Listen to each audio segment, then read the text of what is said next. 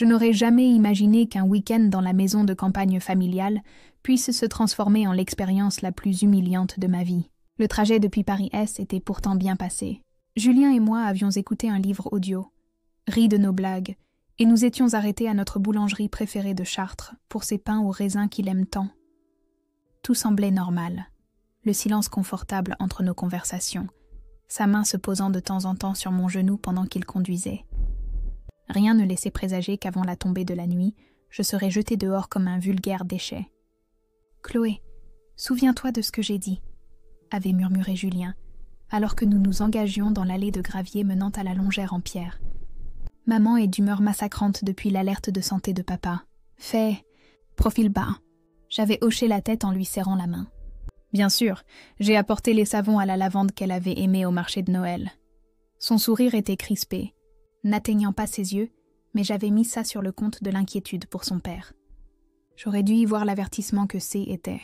Monique m'avait ouvert la porte avec son étreinte raide habituelle, celle où les épaules se touchent à peine et où les mains tapotent maladroitement votre dos. « Vous êtes en retard », avait-elle dit, son regard m'ignorant pour se poser sur son fils. « Ton père est déjà monté faire sa sieste. Il y avait du monde sur la 11, maman, » avait répondu Julien en l'embrassant sur la joue. « Comment va-t-il » Je les avais suivis dans le salon, écoutant leur échange sur les horaires de médicaments et les rendez-vous chez le médecin, tout en déballant les petits cadeaux que j'avais apportés. Les savons. Une bouteille de sirop de sureau du marché de producteurs près de notre appartement, des brioches fraîches de la boulangerie, de petites offrandes de paix qui, je l'espérais, pourraient adoucir le gel perpétuel entre nous. « Je vais juste monter nos sacs », avais-je dit après un moment, me sentant invisible dans leur conversation. C'est là que j'aurais dû le remarquer. La façon dont les yeux de Monique S. étaient remplissaient, le léger hochement de tête qu'elle avait fait, et que Julien avait approuvé d'un signe de tête. Mais j'y étais occupée à planifier mentalement le dîner, me demandant si je devais proposer de cuisiner ce gratin dauphinois que son père avait complimenté la dernière fois. La chambre d'amis était au bout du couloir, avec un papier peint jaune à petites roses qui me faisait toujours penser à la maison de ma grand-mère. J était en train de ranger nos affaires de toilette dans la salle de bain attenante quand je les ai entendues. Des voix basses et pressantes venant d'en bas. Julien et sa mère, leur ton vif malgré le faible volume. « Il ne peut absolument pas rester ici. Promis que tu essaierais au moins. » Après ce qu'elle a dit sur « Je me suis figée, brosse à dents à la main. » Parlait-il de moi ? J'ai reposé délicatement la trousse de toilette, essayant de donner un sens aux fragments qui montèrent l'escalier. Quand je suis redescendue, quelque chose avait changé. Julien se tenait au pied de l'escalier, la posture rigide, le visage rouge. Monique se tenait derrière lui, les bras croisés sur sa poitrine, sa bouche une fine ligne triomphante. « Chloé », dit-il sans tout à fait croiser mon regard. « Il y a eu un problème. »« Qu'est-ce qui ne va pas ?» m'ai-je demandé, ma voix faible dans la tension soudaine du couloir. « C'est ton père ? On doit appeler quelqu'un ?» Monique a alors émis un son, entre le ricanement et le rire. « Et toujours la belle-fille concernée, n'est-ce pas ?» Si convaincante. Je les ai regardés tour à tour, la confusion laissant place à une terreur grandissante. « Julien, qu'est-ce qui se passe ?»« Ma maman a trouvé tes messages, » dit-il platement, sur mon téléphone. Mon esprit s'est emballé, essayant de comprendre. « Des messages ? Quels messages ?» Je n'avais pas. « Et n'essaie même pas de nier, » intervint Monique, sa voix tranchante de colère vertueuse. « Planifier Noël en Bretagne avec ta famille ? » Après qu'on ait spécifiquement discuté de le faire ici à cause de la santé d'Arthur, j'ai cligné des yeux, soulagée. Oh, j'explorais juste des options avec ma sœur. On n'avait rien décidé. N'ôte et te plaindre de la vieille bicoque qui sent le renfermer et que tu préférerais rester à l'hôtel ? Sa voix était montée, des taches rouges apparaissant sur ses pommettes. D'ailleurs que la maladie d'Arthur est un timing bien pratique. Quoi ? Je n'ai jamais dit ça, jamais je ne...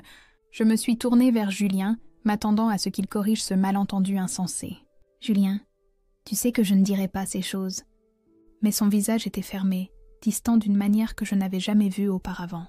« J'ai vu les messages, Chloé, à ta sœur, sur le fait que mes parents sont fatigants, que tu ne peux pas supporter un autre week-end à faire semblant de t'intéresser aux histoires sans fin de papa. » Mon estomac s'est noué. Ce n'étaient pas mes mots. Je n'avais même pas envoyé de SMS à ma sœur à propos de cette visite. « Laisse-moi voir », ai-je exigé, tendant la main. « Montre-moi ces messages. »« Je les ai effacés », dit-il froidement. Je ne supportais pas de les voir. C'est là que j'ai su. La prise de conscience m'a frappée comme de l'eau glacée. Monique avait tout inventé. D'une manière ou d'une autre, elle avait convaincu Julien que j'avais écrit des choses horribles que je n'avais même jamais pensées. Et encore moins envoyées par SMS. Et il l'avait cru, sans poser de questions. « Julien, s'il te plaît », ai-je murmuré, ma voix se brisant. « Ce n'est pas réel. Quelqu'un invente tout ça. » La main de Monique s'est posée sur l'épaule de son fils, la serrant fermement. « Je pense qu'il vaut mieux que tu partes, Chloé. Maintenant. » Je suis restée là, abasourdie, tandis que Julien se dirigeait vers le porte-manteau, prenait ma veste et me l'attendait sans me regarder. « Tu ne peux pas être sérieux, » ai-je réussi à dire. « Julien, ça fait 3 ans qu'on est mariés. Tu me connais. Tu sais que jamais je ne. Je veux que tu sortes de la maison de mes parents, » m'interrompit-il, la voix basse et tremblante de colère. Maintenant, je les ai regardés, mon mari. L'homme qui avait promis de me soutenir quoi qu'il arrive, et sa mère, dont l'aversion à peine voilée avait finalement éclaté en hostilité ouverte, et j'ai senti quelque chose de fondamental se briser en moi. « Très bien, » ai-je dit, attrapant mon sac de voyage, que je n'avais même pas eu le temps de défaire.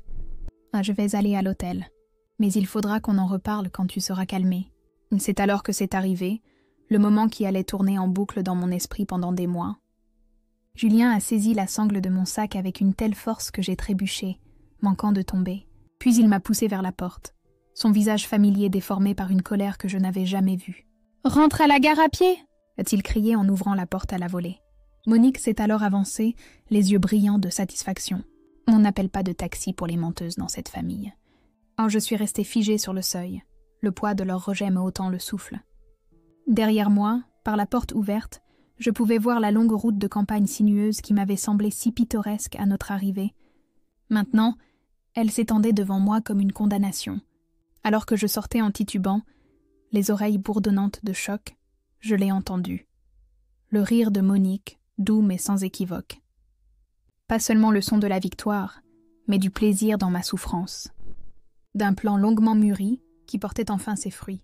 La porte a claqué derrière moi avec une finalité qui a résonné au creux de mon estomac. D'un coup, j'étais dehors, expulsée de ce que je croyais être ma famille. Je suis restée immobile sur le perron, mes doigts tremblants autour de la poignée de mon sac. Le claquement de la porte résonnait encore à mes oreilles, un son définitif qui rendait tout soudainement terriblement réel. Derrière moi, j'entendais des voix étouffées, Julien et Monique se disputant encore, mais les mots étaient indistincts maintenant, plus destinés à mes oreilles. La soirée de printemps était devenue fraîche, et je n'avais pas attrapé mon gilet dans le chaos. La chair de poule a parcouru mes bras alors que la réalité s'imposait. J'y étais à 8 kilomètres du village le plus proche. Sans voiture, sans service de taxi dans cette partie reculée du Perche, et mon téléphone n'affichait qu'une seule barre de réseau. J'avais tout juste décidé de commencer à marcher vers la route principale quand la porte s'est rouverte. Pendant un instant déchirant, j'ai cru que c'était Julien, revenant à la raison, venant s'excuser. À la place, Monique est apparue sur le perron, sa silhouette mince se découpant sur la lumière chaude du couloir. Julien se tenait en retrait derrière elle, son visage dans l'ombre. « Tu es encore là ?» dit Monique, sa voix portant le même ton dédaigneux qu'elle utilisait pour parler des politiciens qu'elle désapprouvait.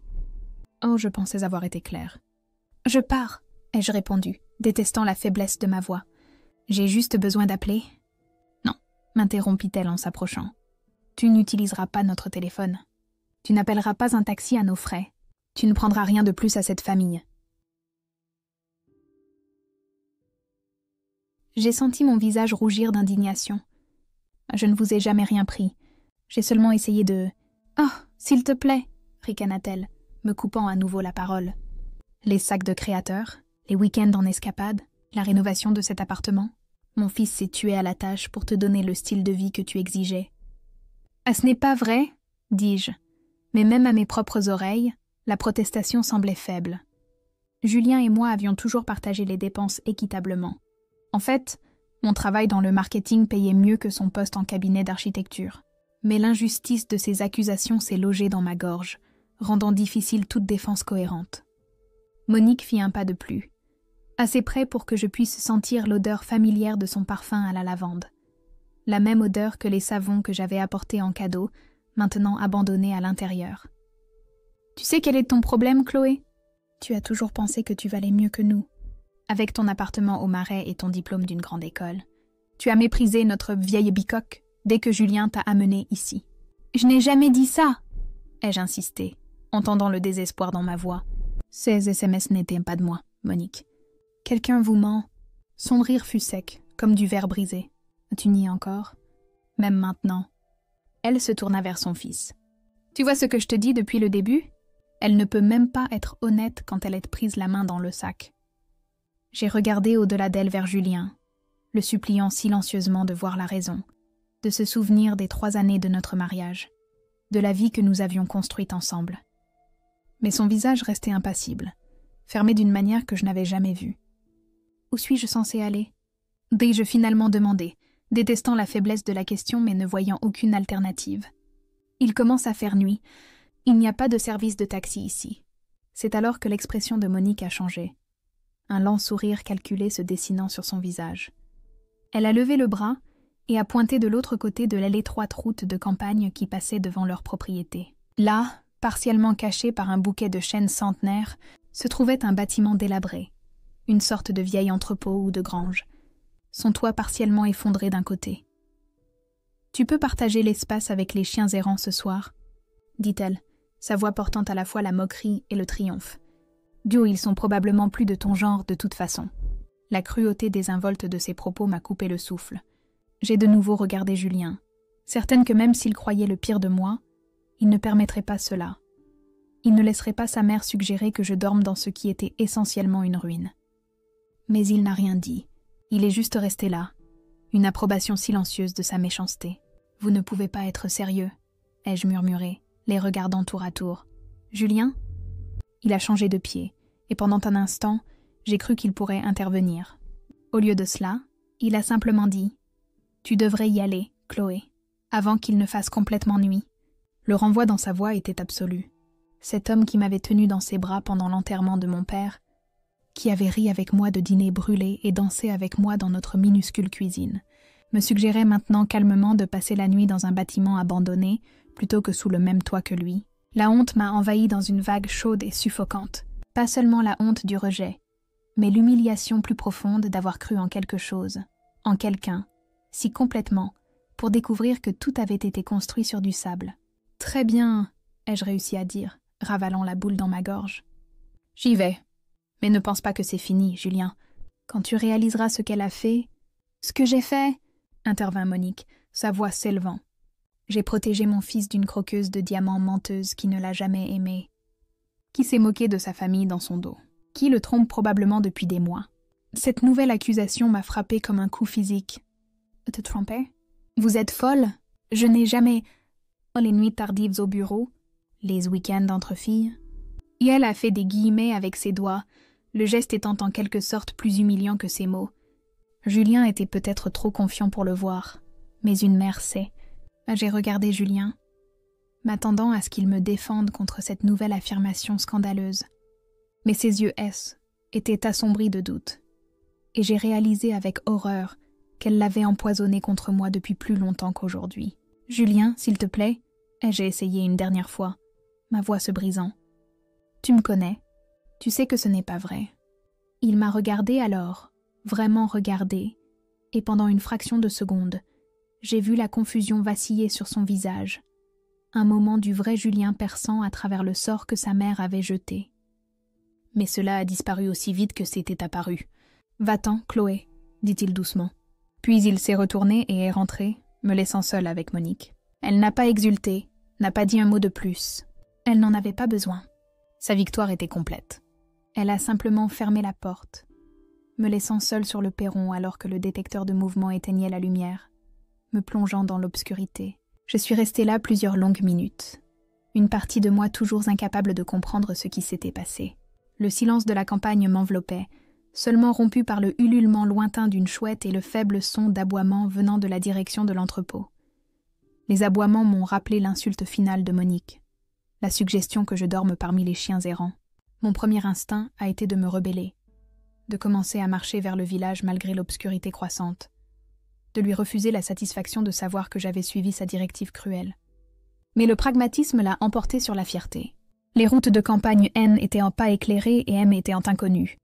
Je n'avais pas de lampe de poche, et la probabilité de trouver un hôtel avec des chambres libres à cette heure était mince. Au moins, l'entrepôt offrirait un abri pour la nuit.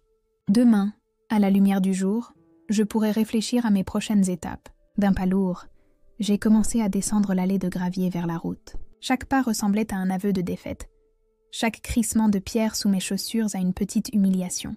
Je n'ai pas regardé en arrière vers la maison. Incapable de supporter la vue de la lumière chaude qui s'échappait de ses fenêtres, d'imaginer Julien et Monique à l'intérieur, peut-être déjà en train de passer à autre chose comme si je n'avais jamais existé. En traversant la petite route, une voiture s'est approchée, ses phares m'aveuglant momentanément. Je me suis écartée, soudain consciente de mon apparence. Une femme seule au crépuscule, serrant un sac de voyage, se dirigeant vers un bâtiment abandonné. La voiture a ralenti en passant, et j'ai aperçu un couple de personnes âgées me regardant avec curiosité. Ils ne se sont pas arrêtés pour me demander si j'avais besoin d'aide. Peut-être pensaient-ils que J était une intruse, ou pire. Le chemin vers l'entrepôt était envahi par la végétation, des ronces s'accrochant à mon jean, alors que je me frayais un passage. Quand j'ai atteint la porte affaissée, mes mains étaient égratignées, et des bardanes s'accrochaient à mes chaussettes. L'odeur m'a frappé en premier, la pierre humide et le bois pourri, avec un musc animal sous-jacent qui confirmait l'affirmation de Monique sur les chiens.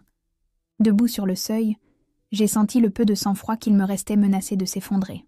Voilà à quoi mon mariage s'était réduit, moi, seule dans l'obscurité grandissante, sur le point de passer la nuit dans un bâtiment délabré, parce que mon mari avait choisi les mensonges de sa mère, plutôt que la vérité qu'il aurait dû connaître dans son cœur. J'ai pris une profonde inspiration, goûtant la poussière et la décomposition, et je suis entrée, le poids de l'humiliation s'installant sur mes épaules comme un lourd manteau. L'intérieur de l'entrepôt était pire que je ne l'avais imaginé. Le clair de lune filtrait à travers les trous du toit, créant des motifs fantomatiques sur un sol jonché de débris, verres brisés, cartons pourrissants, morceaux de métal tordus aux bords rouillés. L'air était lourd d'une odeur de moisissure et de quelque chose de plus animal, une odeur musquée qui me faisait plisser le nez. Je me suis tenue juste à l'entrée, laissant mes yeux s'habituer à la pénombre. Dans le coin le plus éloigné, quelque chose a bougé. Un déplacement d'ombre qui s'est résolu en les formes de 3 chiens. Ils m'observèrent avec méfiance, les oreilles dressées, ni accueillants, ni menaçants. Juste en observation, comme s'ils ne pouvaient pas tout à fait croire que J était là. « Bonsoir », dis-je doucement, ma voix sonnant anormalement forte dans l'espace caverneux. L'un des chiens, un bâtard marron de taille moyenne avec une poitrine blanche, a penché la tête au son. Les 2 autres, plus petits et plus sombres, sont restés immobiles, leurs yeux reflétant le maigre clair de lune. J'ai fait un pas prudent en avant, puis un autre, mes baskets craquant sur les débris. Les chiens n'ont fait aucun mouvement pour s'approcher ou reculer. Ils se sont contentés de regarder, peut-être aussi incertains de mes intentions que je l'étais des leurs. Trouvant un endroit relativement propre contre un mur, j'ai posé mon sac de voyage et me suis assise dessus, ne voulant pas entrer en contact direct avec le sol sale. La réalité de ma situation m'a alors submergée. L'absurdité absolue, la cruauté, le tournant inimaginable que ma vie avait pris en l'espace d'1 heure. J'y étais Chloé, 32 ans, directrice marketing avec un bel appartement dans le Marais, un cercle de bons amis et ce que je pensais être un mariage solide. Et maintenant, j'y étais assise dans un entrepôt abandonné avec 3 chiens errants pour compagnie, expulsée de la maison familiale de mon mari sur la base de mensonges que sa mère avait réussi à lui faire croire. Un rire est monté dans ma gorge, un son étrange, étranglé, qui menaçait de se dissoudre en sanglots. J'ai pressé mon poing contre ma bouche, déterminée à ne pas craquer. Pas encore, pas ici. Les chiens S étaient de réinstaller, ayant apparemment décidé que je ne représentais aucune menace immédiate. Le marron S était enroulé, le nez sous sa queue, tandis que les 2 autres restaient assis, jetant de temps en temps un coup d'œil dans ma direction. J'ai sorti mon téléphone, son écran illuminant mon petit coin de l'entrepôt. Une barre de réseau vacillait incertainement en haut. Je pourrais essayer d'appeler quelqu'un. Ma sœur Olivia à Lyon, mon amie Megan qui vivait à environ 1 heure de là. Mais que dirais-je ? « Salut », On m'a mise à la porte de chez mes beaux-parents et accusée de choses horribles que je n'ai pas faites. Et maintenant, je suis dans un bâtiment délabré avec des chiens errants. Tu peux venir me chercher ? L'humiliation de devoir expliquer serait presque aussi pénible que la situation elle-même. Et Julien ? Devrais-je essayer de l'appeler ? Répondrait-il seulement ? La pensée de sa messagerie vocale, de lui ignorant délibérément mon appel pendant que j'y étais assise ici dans cette misère, était trop difficile à supporter. À la place, j'ai ouvert mes SMS, faisant défiler l'historique avec ma sœur. Il y avait les échanges habituels, des nouvelles de nos parents, des liens vers des articles que nous pensions que l'autre trouverait intéressants, des plans pour sa visite à Paris le mois prochain. Rien qui ne ressemble de près ou de loin au message que Monique prétendait avoir vu, rien sur les parents de Julien, rien sur les plans de Noël, et certainement rien qui se moquait de la maladie d'Arthur. Quelqu'un avait falsifié ces messages. Monique avait-elle réussi à mettre la main sur le téléphone de Julien et à créer de faux SMS qui semblaient en venir de moi, ou avait-elle simplement menti, lui disant qu'elle avait vu des messages qui n'avaient jamais existé? Et pourquoi Julien l'avait-il cru si facilement, sans même me donner une chance de me défendre? J'ai fermé les yeux, appuyant ma tête contre le mur rugueux. La douleur de sa trahison était physique. Une douleur qui se propageait de ma poitrine vers l'extérieur. 3 ans de mariage, 5 ans ensemble au total, et il lui avait fallu moins de 20 minutes pour tout jeter par-dessus bord sur la seule parole de sa mère. Un léger gémissement a attiré mon attention vers les chiens. Le marron s'était levé et s'approchait prudemment, sa queue remuant timidement. Il s'est arrêté à quelques mètres, me regardant avec des yeux intelligents qui ne contenaient aucun jugement, aucune accusation, juste de la curiosité, et peut-être la reconnaissance d'une autre créature en détresse. « Bonsoir, toi », ai-je murmuré, tendant la main, paume vers le bas. « Je ne te ferai pas de mal. » Le chien a étiré son cou, reniflant mes doigts à distance. Après un moment, il s'est approché, assez près pour que je puisse voir la fourrure emmêlée autour de son cou, où un collier avait peut-être été autrefois. Un ancien animal de compagnie, peut-être, abandonné ou perdu, qui avait maintenant élu domicile ici parmi les ruines. On dirait qu'on a tous les deux été mis à la porte, n'est-ce pas ? Dis-je doucement, risquant une douce caresse sur la tête du chien. Il a permis le contact, s'y appuyant même légèrement. La fourrure était plus rêche qu'elle n'en avait l'air, poussiéreuse et emmêlée, mais la chaleur sous mes doigts était étrangement réconfortante. Encouragés par l'approche de leurs compagnons, les 2 autres chiens ont commencé à se rapprocher également. L'un était un petit type terrier, noir avec des pattes blanches, tandis que l'autre semblait être une sorte de croisé épagnole, ses longues oreilles traînant légèrement sur le sol. Ils ont gardé plus de distance que le chien marron, mais leur méfiance initiale semblait s'estomper. Je me suis surprise à leur parler, ma voix basse et régulière dans l'obscurité. Je leur ai parlé de Julien, de la façon dont nous nous étions rencontrés à la fête d'anniversaire d'un ami. Comment il avait renversé du vin rouge sur ma robe blanche et avait insisté pour payer le nettoyage à sec. Comment nous avions emménagé ensemble après 8 mois. Nous étions mariés lors d'une petite cérémonie dans un village de la vallée de Chevreuse, où vivaient mes grands-parents. Comment j'avais vraiment cru que nous étions heureux. Le chien marron S était installé à côté de mon sac, ne me touchant pas tout à fait, mais assez près pour que je sente sa chaleur. Les 2 autres S étaient enroulés à quelques mètres, leurs yeux s'ouvrant de temps en temps pour me surveiller avant de se refermer. « Qu'est-ce que je vais faire ?» leur ai-je demandé, sans attendre de réponse. Même si je peux prouver que ces messages étaient faux, comment pourrais-je jamais lui pardonner d'avoir cru que je pouvais écrire de telles choses? De m'avoir mise à la porte comme ça, les questions flottaient dans l'air moite, sans réponse. Dehors, le vent s'était levé, sifflant à travers les interstices des murs et faisant vibrer les quelques morceaux de tôle ondulés restant sur le toit. Une section a grincé de manière inquiétante, et j'ai levé les yeux, soudainement préoccupé par l'intégrité structurelle de mon abri de fortune. Mais bouger semblait demander trop d'efforts. L'adrénaline qui m'avait porté pendant la confrontation s'estompait, laissant derrière elle un épuisement jusqu'à l'os. J'ai vérifié l'heure sur mon téléphone. À peine 21h. La nuit s'étendait devant moi, longue et incertaine. J'ai fouillé dans mon sac, cherchant tout ce qui pourrait rendre les prochaines heures plus supportables. J'ai trouvé ma brosse à dents et mon dentifrice, une tenue de rechange pour demain, ma trousse de maquillage, un roman de poche que j'avais apporté pour le voyage en train.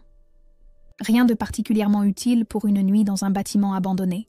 Puis mes doigts se sont refermés sur un paquet de petits beurres que j'avais jetés dedans comme en cas pour le voyage.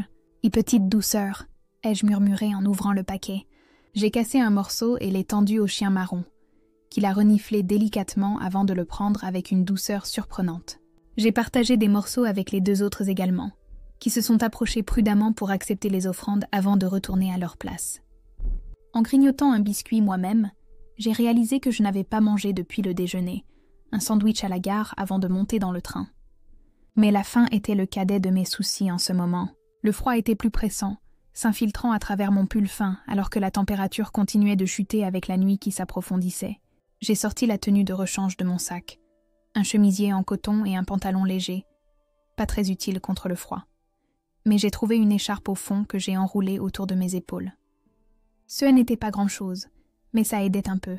Le chien marron a semblé sentir mon inconfort. Il s'est rapproché jusqu'à être pressé contre mon flanc, son corps dégageant une quantité de chaleur surprenante. Après un moment d'hésitation, j'ai passé mon bras autour de lui, reconnaissante pour la chaleur et le simple réconfort d'un autre être vivant. Des heures se sont écoulées ainsi, moi assise contre le mur avec le chien pressé contre moi, les 2 autres à proximité, nous tous écoutant les bruits de la nuit. Une voiture occasionnelle passant sur la route, le ululement d'une chouette, le bruit de ce que j'espérais désespérément n'être que des souris et non des rats dans les coins les plus sombres de l'entrepôt. Le sommeil venait par à-coups, interrompu par l'inconfort de ma position, le froid qui semblait s'infiltrer dans mes os malgré la chaleur du chien, et l'intrusion de pensées douloureuses. Chaque fois que je m'assoupissais, je me réveillais en sursaut avec le souvenir du visage de Julien, déformé par une colère que je n'avais jamais vue, ou le son du rire satisfait de Monique alors que la porte se fermait derrière moi. Pendant une de ces périodes des éveils, j'ai entendu des voix à l'extérieur, distantes d'abord, puis plus proches. Des voix d'hommes, empâtées par ce qui semblait être l'ivresse. Mon rythme cardiaque s'est accéléré, et à côté de moi, le chien marron a levé la tête, un grognement sourd grondant dans sa poitrine. Les 2 autres étaient instantanément alertes aussi, leurs yeux fixés sur l'entrée. Les voix sont passées sans s'approcher de l'entrepôt. S évanouissant dans la nuit, mais C était un rappel brutal de ma vulnérabilité. J était là, une femme seule dans un bâtiment abandonné au milieu de nulle part. Si quelqu'un de mal intentionné me trouvait, qui m'entendrait crier? Qui viendrait m'aider? Certainement pas Julien, qui dormait probablement profondément dans sa chambre d'enfant. La justification de sa mère étant la dernière chose à laquelle il avait pensé avant de fermer les yeux.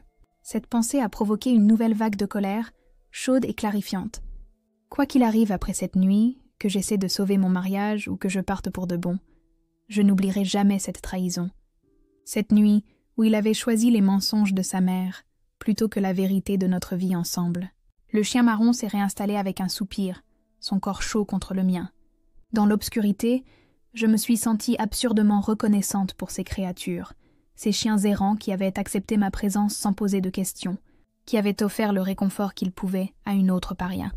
« Et on s'en sortira », leur ai-je murmuré, et peut-être à moi-même aussi. « Demain sera meilleur ». C était une promesse que je n'avais aucun moyen de tenir. Un espoir sans rien pour le soutenir que la croyance tenace que les choses ne pouvaient pas empirer. Froide, effrayée et abandonnée dans l'obscurité, avec seulement des chiens errants pour compagnie. Il s'est avéré que j'avais tort.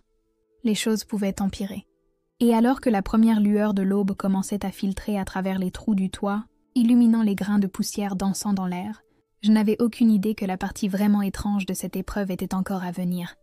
Je me suis réveillée avec la chaleur du soleil sur mon visage et la sensation désorientante de ne pas savoir où j'étais. Pendant un bref et miséricordieux instant, mon esprit était vide.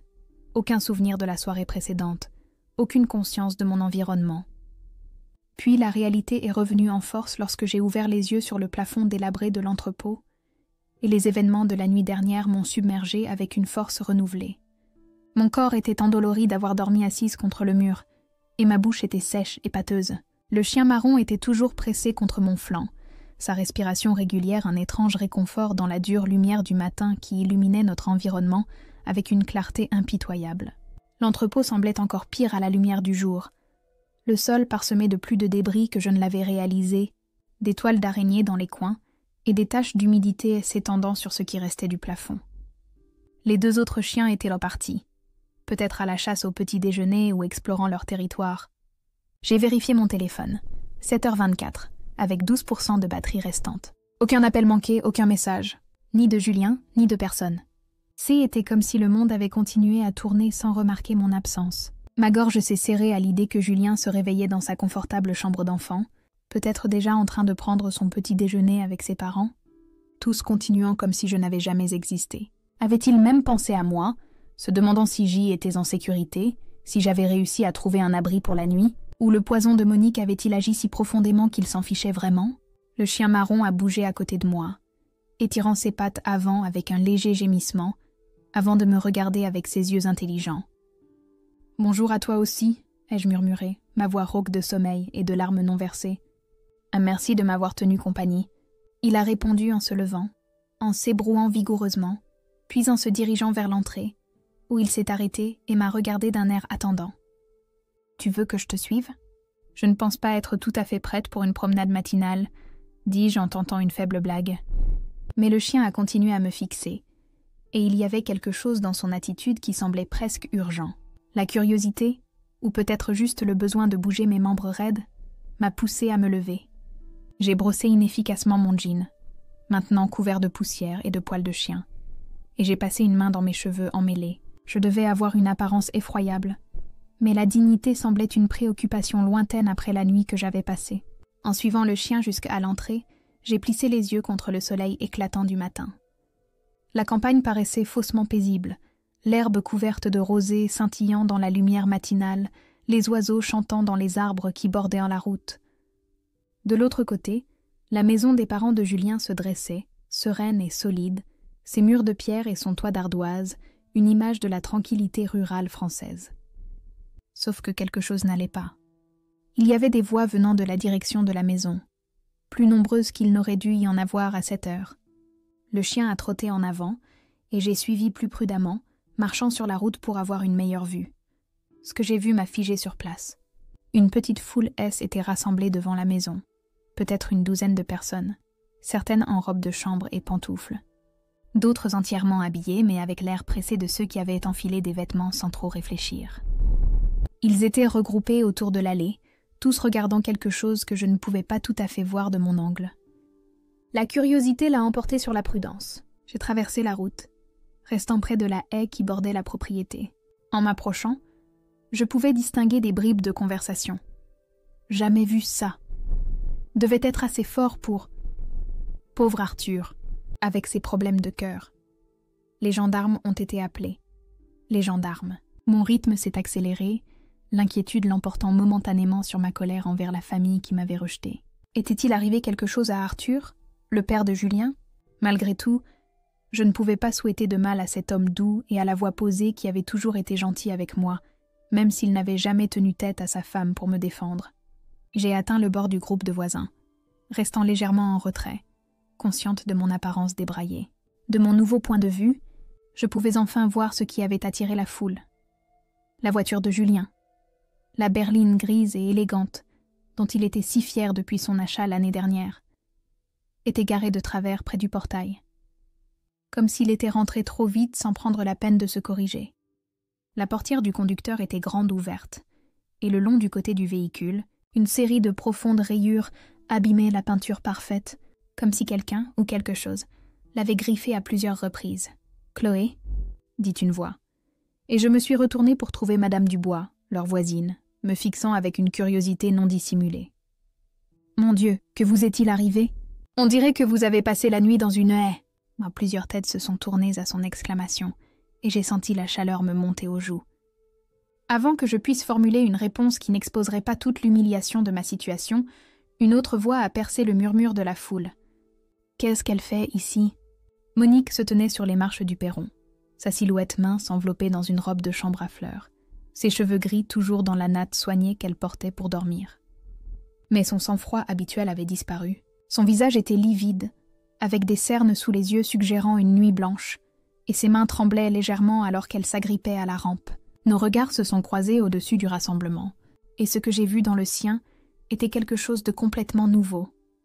Pas le dédain habituel ou l'aversion à peine dissimulée, mais quelque chose de plus proche de la peur. Une peur véritable et ébranlée. « J'ai entendu l'agitation », dis-je, ma voix plus forte que je ne l'attendais. « Que s'est-il passé » et Madame Dubois était trop heureuse de me mettre au courant. Quelqu'un a vandalisé la voiture de Julien pendant la nuit. Toute la carrosserie est rayée, et l'alarme a sonné pendant une éternité vers 3 heures du matin. Ça a réveillé la moitié du village. Et regardez, elle a montré le gravier autour de la voiture, où je remarquais maintenant des taches sombres et étranges. De l'huile ou quelque chose, partout dans l'allée. Mais ça ne ressemblait pas à de l'huile. Les taches étaient trop brun-rouge, trop inégales dans leur dispersion. Plutôt comme du sang, murmura quelqu'un dans la foule, faisant écho à mes pensées. On dirait du sang. Une vague de malaise a parcouru les voisins rassemblés. La criminalité rurale était rare dans ce coin endormi du Perche. La plupart des gens ne prenaient même pas la peine de fermer leurs portes à clé la nuit. Le vandalisme était déjà inhabituel, mais la suggestion de sang ajoutait une dimension plus inquiétante. La porte d'entrée s'est rouverte, et Julien est apparu, l'air d'avoir vieilli d'une nuit. Son visage était tiré, ses cheveux en désordre, ses yeux injectés de sang. Il portait les mêmes vêtements que la veille, ai-je remarqué. Ne s'était-il pas changé? N'avait-il pas dormi? Il semblait désorienté par la foule, son regard balayant les voisins rassemblés avant de se poser sur moi. Pendant un instant, quelque chose a vacillé dans son expression. Surprise, confusion, peut-être même soulagement, avant que ses traits ne se durcissent à nouveau en ce masque froid de la nuit précédente. Mais ce bref aperçu du vrai Julien, mon Julien, a fait tressaillir douloureusement mon cœur. « Les gendarmes sont en route », a-t-il annoncé, sa voix rauque de fatigue. Ils ont demandé qu'on ne touche à rien avant leur arrivée. « Est-ce qu'on a volé quelque chose ?» a crié M. Martin de la ferme voisine. « On devrait vérifier nos propres propriétés ?» Julien a secoué la tête. Rien n'a été pris. Juste les dégâts sur la voiture et... Oui, c'est interrompu, ses yeux se posant sur sa mère, qui était devenue encore plus pâle à la mention de vol. « Et, a insisté Madame Dubois, jamais du genre à manquer un potin. Mais un peu de désordre dans la maison, a rapidement coupé Monique, sa voix cassante. Rien qui vaille la peine d'être mentionné. Probablement juste des jeunes du village qui cherchaient des ennuis. Mais son explication ne correspondait pas à la peur dans ses yeux, à la façon dont elle jetait des regards nerveux sur les champs et les bois environnants, comme si elle s'attendait à ce que quelque chose en sorte à tout moment. Le chien marron, qui était resté assis tranquillement à mes côtés pendant cet échange, s'est soudainement mis en alerte, les oreilles dressées, les yeux fixés sur la porte de la maison. Un grognement sourd a grondé dans sa poitrine, faisant reculer nerveusement ceux qui étaient les plus proches de moi. « C'est un des chiens errants du vieil entrepôt ?» a demandé Madame Dubois, regardant le chien avec méfiance. « Vous devriez faire attention, ma chère. Ils peuvent être assez sauvages. » J'ai posé une main apaisante sur la tête du chien. Il a été parfaitement doux avec moi. L'implication que j'avais été avec le chien assez longtemps pour connaître son tempérament est restée en suspens, suscitant des regards curieux. « Et peut-être devriez-vous le ramener là où il appartient », a dit Monique, sa tentative d'autorité minée par le tremblement de sa voix. Avant que je puisse répondre, le son d'une sirène approchant a fendu l'air matinal. Les gendarmes étaient arrivés, et avec eux, la promesse d'un examen officiel de ce qui s'était passé dans la nuit. Alors qu'une voiture sérigraphiée s'arrêtait au portail, je me suis demandé ce qu'ils penseraient de cette scène étrange. La voiture endommagée, les taches mystérieuses, les voisins rassemblés, et moi, débraillé et étrangement calme au milieu de tout ça. Quoi qu'il se soit passé pendant que je dormais dans cet entrepôt abandonné, une chose devenait claire. Le monde propre et contrôlé que Monique avait construit commençait à se fissurer. Et pour la première fois depuis qu'elle m'avait fermé sa porte, j'ai ressenti autre chose que du désespoir, une lueur de curiosité, d'anticipation. Quelque chose l'avait effrayée, les avait effrayés tous les deux. Et je voulais vraiment savoir ce que c'était. Le gendarme qui est arrivé était un homme trapu nommé Dubois, avec une moustache hérissée et le teint buriné de quelqu'un qui passe le plus clair de son temps dehors. Il a évalué la scène avec une efficacité professionnelle. La voiture endommagée, les taches sur le gravier, la foule de badauds, et enfin, moi, debout à l'écart avec un chien errant à mes côtés. « Bon », dit-il en s'adressant aux voisins rassemblés. « J'apprécie l'inquiétude de chacun, mais je vais devoir parler avec les résidents et examiner la scène. Si vous pouviez tous rentrer chez vous, quelqu'un passera plus tard si nous avons besoin de déposition. » Il y eut quelques grognements, clairement. Les voisins espérèrent des places au premier rang pour le drame qui se déroulait. Mais ils commencèrent à se disperser. lentement et avec de fréquents regards en arrière. Madame Dubois s'attarda plus longtemps que la plupart, sa curiosité irradiant presque d'elle, jusqu'à ce que le gendarme Dubois lui lance un regard appuyé. « Ça vaut pour tout le monde, madame. »« Eh bien, ça alors » marmonna-t-elle, mais elle finit par se retourner pour partir, ne s'arrêtant que pour me lancer un regard significatif qui disait clairement que cette conversation n'était pas terminée. Alors que la foulée s'éclaircissait, j'ai réfléchi à ma propre position. Techniquement, je n'étais plus une résidente de la maison, ayant été expulsée la nuit précédente. Devais-je partir aussi? Mais quelque chose a gardé mes pieds rivés au sol, un mélange de curiosité, d'inquiétude persistante pour Julien malgré tout, et peut-être un désir pervers de voir Monique se tortiller sous un interrogatoire officiel. Le gendarme Dubois s'est approché de la voiture, s'accroupissant pour examiner les rayures sur le côté.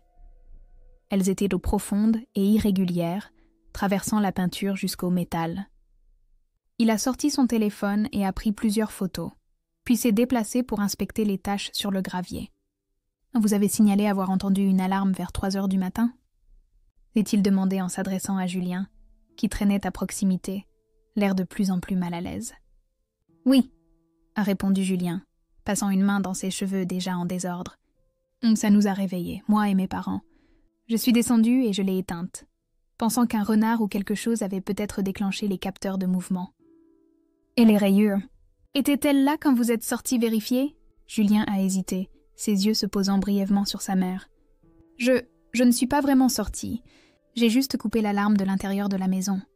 Nous n'avons découvert les dégâts qu'au matin. » Les sourcils du gendarme Dubois se sont légèrement haussés. « Vous entendez l'alarme de votre voiture sonner à 3 heures du matin, mais vous ne sortez pas vérifier le véhicule. »« Moi, il faisait nuit, » intervint sèchement Monique. « Et nous avons eu des soucis avec des intrus récemment. Il semblait plus sûr de rester à l'intérieur. »« Je vois, » dit Dubois, son ton neutre mais son expression sceptique. « Et ces taches? Une idée de ce que ça pourrait être? » Encore une fois, cette hésitation de la part de Julien, ce rapide coup d'œil à sa mère. « Ah non, » dit-il finalement. « Elsen n'était pas là hier soir. » Dubois a hoché la tête, prenant une note dans son petit carnet. « Et vous avez mentionné un peu de désordre à l'intérieur de la maison aussi ?» Cette fois, c'est Monique qui a hésité. « Rien de grave, » dit-elle, la voix tendue. « Juste quelques objets déplacés dans le salon. Probablement le vent par une fenêtre ouverte. J'aimerais jeter un œil, si ça ne vous dérange pas, » dit Dubois, indiquant clairement que ce « N » n'était pas vraiment une demande. Alors qu'il se tournait vers la maison, le gendarme a enfin pris acte de ma présence. « Et vous êtes ?» Avant que je puisse répondre, Monique a rapidement coupé court. « Elle n'est pas avec nous. » C'est juste une voisine qui a entendu l'agitation. Le mensonge était si flagrant, si inattendu, que pendant un instant, je n'ai pu que la regarder, incrédule. Julien semblait tout aussi surpris, ses yeux s'écarquillant alors qu'il regardait tour à tour sa mère et moi. Et en fait, dis-je, retrouvant ma voix, je suis la femme de Julien, Chloé. Les mots avaient un goût amer après les événements de la nuit précédente, mais ils étaient toujours techniquement vrais. Le regard de Dubois s'est aiguisé d'intérêt. Sa femme? Mais vous n'étiez pas dans la maison quand l'alarme a sonné? Et non, dis-je simplement, soudain consciente de l'apparence que cela devait avoir. Moi, debout dehors en vêtements froissés, ayant clairement passé la nuit ailleurs, pendant que mon mari et sa famille signalaient une perturbation mystérieuse. Un officier moins perspicace m'aurait immédiatement soupçonné d'avoir vandalisé la voiture dans un acte de vengeance conjugale. Julien s'est alors avancé, l'air plus tiraillé que je ne l'avais jamais vu. Chloé et moi avons eu une dispute hier soir. Elle a décidé de passer la nuit ailleurs. C'était une version si édulcorée de ce qui s'était réellement passé que j'ai failli rire. Une dispute? Comme s'il s'était simplement opposé à mon choix de dîner ou de programme télévisé. Plutôt que de m'accuser de mensonges terribles et de me pousser physiquement dehors. « Je vois », répéta Dubois, son regard se déplaçant entre nous. « Et où avez-vous dormi exactement, madame ?» J'ai hésité. La vérité semblerait insensée. Que j'avais passé la nuit dans un entrepôt abandonné avec des chiens errants parce que mon mari et sa mère m'avaient mise à la porte. Mais j'y étais trop épuisée, trop vidée émotionnellement pour autre chose que l'honnêteté. Dans le vieil entrepôt de l'autre côté de la route, dis-je en désignant le bâtiment délabré. Je n'avais nulle part où aller à cette heure-là, sans moyen de transport. Non, le comportement professionnel de Dubois a vacillé un instant, une surprise authentique se lisant sur son visage. L'entrepôt? Vous avez passé la nuit là-dedans? Son regard est tombé sur le chien marron toujours assis fidèlement à mes côtés, et la compréhension a pointé. Avec les chiens errants? Oui, dis-je en relevant légèrement le menton. C'est ma belle-mère qui me l'a suggéré en fait. Monique a émis un son étranglé, son visage rougissant de colère ou d'embarras, peut-être les deux. C'est absurde! Jamais je n'ai... Vous avez pointé l'entrepôt et dit « Tu peux partager l'espace avec les chiens errants ce soir », ai-je cité, ma voix stable malgré la piqûre renouvelée du souvenir. Ce furent vos mots exacts. L'expression de Dubois S était nettement refroidie alors qu'il regardait Monique et Julien. Vous avez ordonné à votre belle-fille de dormir dans un bâtiment abandonné, plutôt que de lui appeler un taxi ou de lui faire un lit sur le canapé? Elle déforme ce qui s'est passé, a insisté Monique, sa voix S élevant d'indignation. Julien, dis-lui. Mais Julien semblait figé, son visage un masque de émotions contradictoires. Pour la première fois depuis la soirée précédente, il m'a vraiment regardé, pas à travers moi ou à côté de moi, mais moi, observant mon apparence débraillée, les cernes sous mes yeux, la saleté sur mes vêtements. Quelque chose a changé dans son expression. Une horreur naissante qui suggérait qu'il voyait enfin la situation avec des yeux non obscurcis par la manipulation de sa mère. Commença-t-il, puis s'arrêta, déglutissant difficilement. Nous devrions discuter de ça à l'intérieur. Excellente suggestion, a convenu Dubois, son ton indiquant clairement qu'il s'attendait à des réponses appropriées une fois à l'abri des regards. Madame, la jeune madame, vous joignez-vous à nous? J'ai hésité, tiraillée entre le désir de voir cette étrange situation jusqu'au bout et une réticence féroce à rentrer dans la maison qui m'avait si cruellement rejetée. Mais la curiosité l'a emportée. « Oui, dis-je. J'aimerais comprendre ce qui s'est passé après mon départ. » Alors que nous nous dirigions vers la maison, le chien marron a commencé à nous suivre. Dubois le regarda d'un air dubitatif. « Peut-être que votre ami devrait attendre dehors. » À ma grande surprise, c'est Julien qui est intervenu. « Laissez-le venir, » dit-il, sa voix étrangement tendue. « Il ne fait aucun mal. » Un Dubois a haussé les épaules. Et nous sommes tous entrés dans la maison. Une étrange procession composée d'un gendarme, d'un couple séparé, d'une belle-mère hostile et d'un chien errant. Le salon semblait normal au premier abord. Le même canapé et les mêmes fauteuils fleuris, les mêmes peintures de paysages sur les murs, la même collection de photos de famille sur la cheminée. Mais en y regardant de plus près, j'ai remarqué des perturbations subtiles. Un coussin par terre plutôt que sur le canapé, une lampe de travers sur sa table, les rideaux ne tombant pas tout à fait droits. Et puis j'ai vu ce qu'ils avaient été si réticents à mentionner. Une série d'empreintes de pattes boueuses traversant le tapis de couleur crème, menant des portes-fenêtres qui donnaient sur le jardin arrière, à travers le salon et vers le couloir. Mais ce N n'étaient pas les empreintes d'un petit animal comme un renard ou un blaireau. Elles étaient grandes, bien plus grandes que celles que mon propre compagnon canin pouvait faire, et de forme étrange, presque comme des mains dans leur étalement. « Si vous avez eu de la visite cette nuit, » a observé sèchement Dubois en s'accroupissant pour examiner une des empreintes les plus claires. « Quelque chose de gros. Un chien, » a dit rapidement Monique. Un grand chien errant est entré par les portes-fenêtres. Nous avons dû les laisser déverrouiller. Il a traversé la maison et est ressorti par la porte d'entrée quand Julien est descendu pour vérifier l'alarme. Dubois avait l'air sceptique. « Un chien a fait ces empreintes? Elles ont l'air presque... » Il s'est interrompu, pensant apparemment qu'il valait mieux ne pas dire ce qu'il s'apprêtait à dire. « Et ce chien a aussi griffé la voiture et laissé ses taches dehors? »« Il a dû, » a dit Julien, mais sa voix manquait de conviction.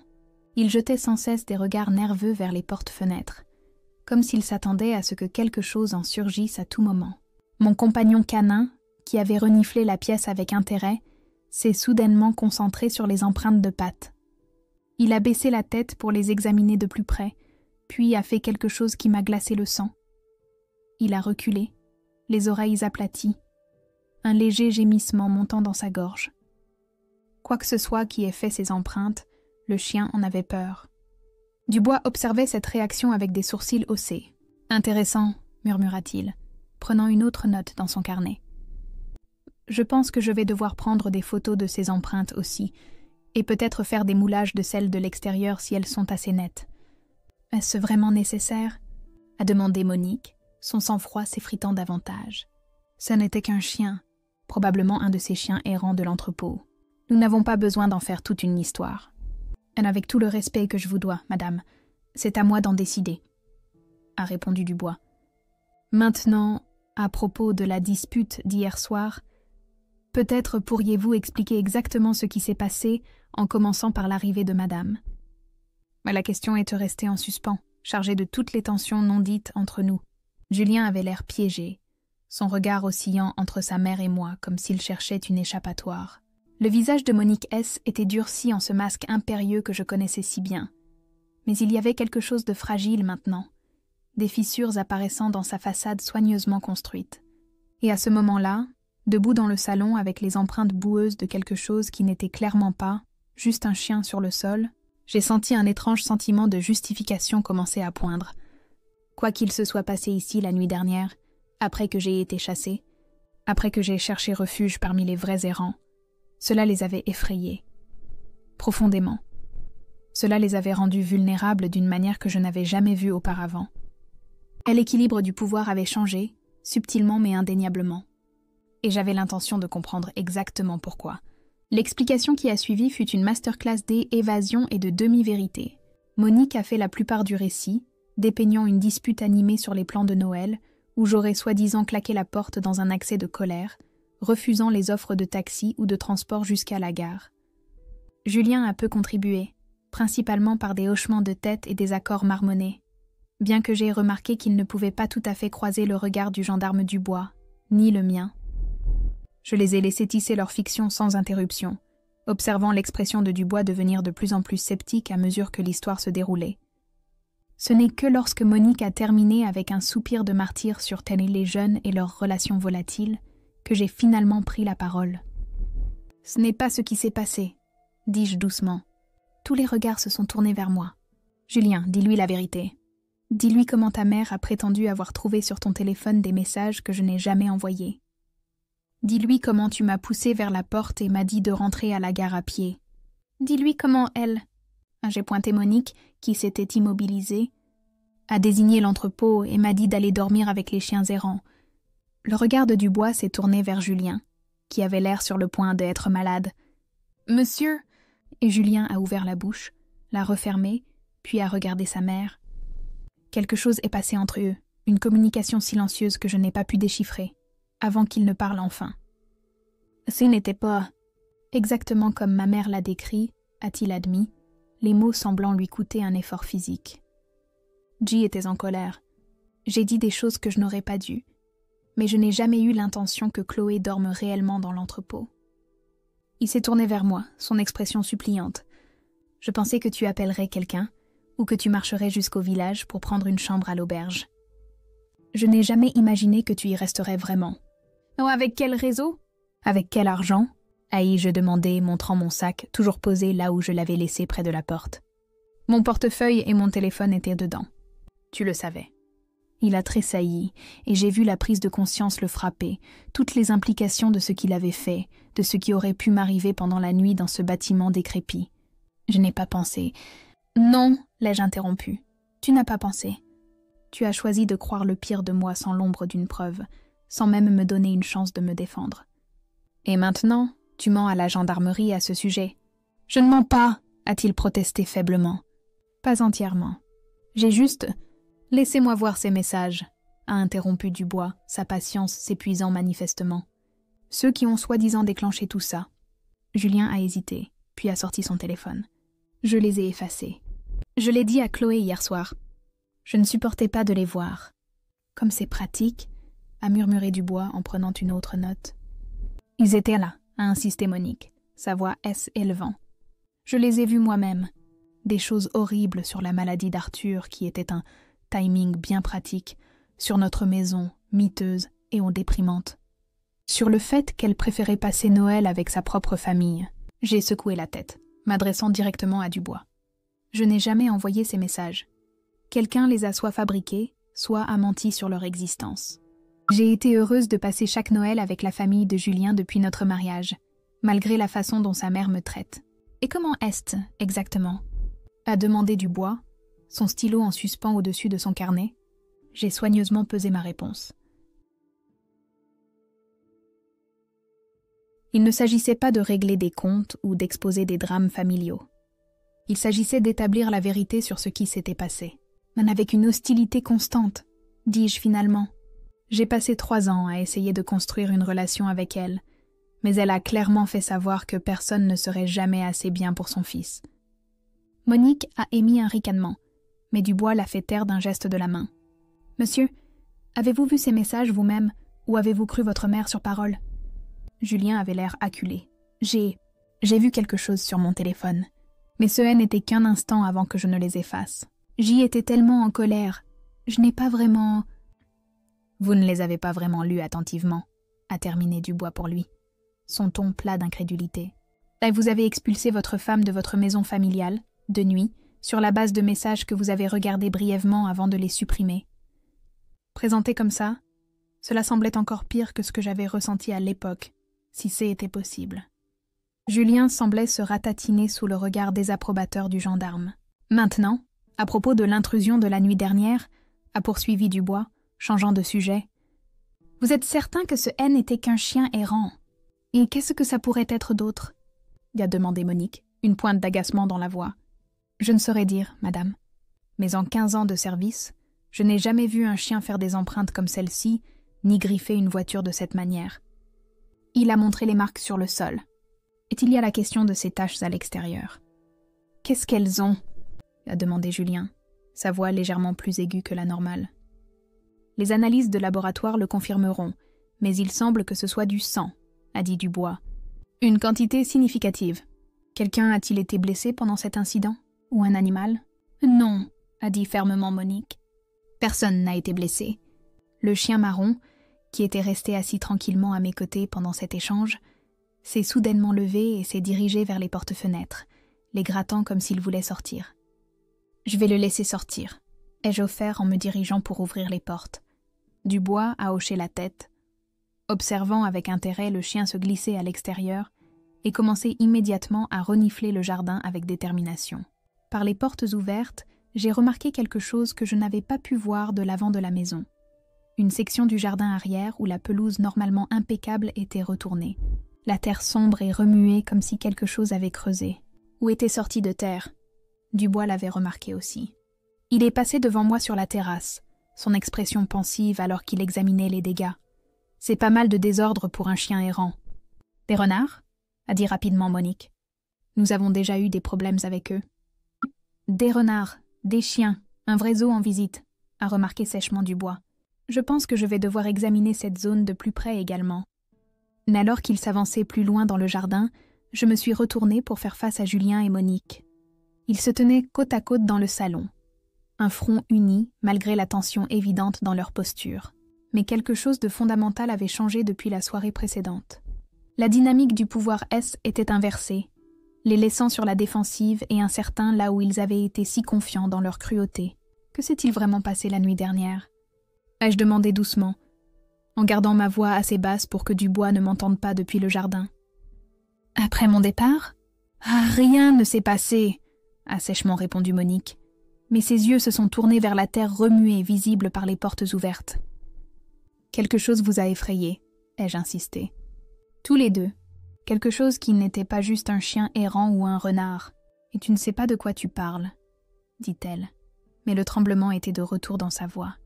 J'ai regardé Julien, cherchant sur son visage toute trace de l'homme que j'avais épousé. L'homme en qui j'avais confiance pour mon cœur et mon avenir. Julien, dis-moi la vérité. Pendant un instant, j'ai cru qu'il pourrait enfin répondre honnêtement. Quelque chose dans son expression s'est adouci. Un aperçu de vulnérabilité perçant à travers la façade hostile. Mais ensuite, il a jeté un coup d'œil à sa mère, et le moment est passé. « C'était juste un chien », a-t-il répété, le mensonge pesant et évident entre nous. Rien de plus. J'ai hoché lentement la tête, acceptant que je n'obtiendrais la vérité d'aucun d'eux. Pas maintenant. Peut-être jamais. D'accord. Eh bien, je pense que j'en ai assez vu... two parts? A demandé Julien. Une note étrange dans sa voix qui aurait pu être du soulagement ou du regret. Oui, dis-je en me tournant pour récupérer mon sac là où il était toujours près de la porte d'entrée. Je vais demander au gendarme Dubois de me conduire à la gare. Je doute qu'il refuse, étant donné les circonstances. Chloé, attends, a dit Julien, faisant un pas vers moi. Nous devrions en parler, de nous. Je me suis arrêtée, la main sur la sangle de mon sac, et je l'ai vraiment regardé. L'homme que j'avais aimé, que je pensais être à mes côtés quoi qu'il arrive. Dans la lumière claire du matin, après la nuit que j'avais endurée, je le voyais différemment. Non pas comme le partenaire confiant et attentionné en qui j'avais cru, mais comme quelqu'un de faible et facilement manipulable. Quelqu'un qui avait échoué au test le plus élémentaire de confiance et de loyauté. « Il n'y a rien à dire, dis-je doucement. Tu as fait ton choix hier soir. Tu as choisi de croire le pire de moi sans poser de questions. Tu as choisi de me mettre en danger plutôt que de tenir tête à ta mère. Et ensuite, tu as choisi de mentir à ce sujet. J'ai fait une erreur, a-t-il admis, sa voix se brisant légèrement. Une terrible erreur. Mais nous pouvons surmonter ça. Nous pouvons arranger les choses. » J'ai secoué la tête, un calme étrange s'installant en moi. « Certaines choses ne peuvent pas être arrangées, Julien. Certaines trahisons sont trop profondes. » J'ai jeté mon sac sur mon épaule, sentant son poids comme un rappel de la nuit que j'avais passée parmi les errants. Abandonné mais pas brisé. « J'enverrai quelqu'un pour le reste de mes affaires plus tard dans la semaine. »« Tu ne vas pas sérieusement mettre fin à notre mariage pour une seule dispute ?» intervint Monique, sa voix aiguë d'incrédulité. C'est exactement le genre de réaction excessive et dramatique contre laquelle j'avais mis Julien en garde quand il t'a ramené à la maison pour la première fois.